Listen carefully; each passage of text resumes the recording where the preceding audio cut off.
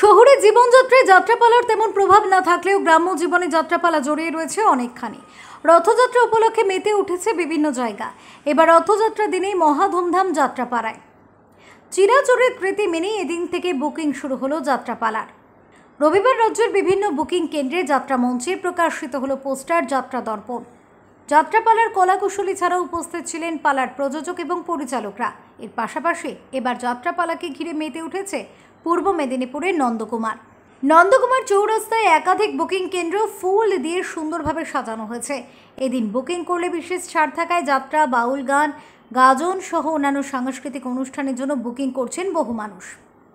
ছাড় থাকে, এবার আসা হয় প্রতি বছর করা হয় রথের দিন। ওই রথের দিনই আমাদের অনুষ্ঠান হচ্ছে জগদ্ধাত্রী পুজোতে, কার্তিকের 18 থেকে চালু।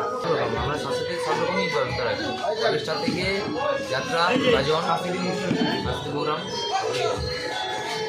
না, যাত্রা প্রতি আমাদের ওখানে আগ্রহ ভালো আছে। প্রদীপ কুমার মাইতির রিপোর্ট, ওঙ্কার বাংলা।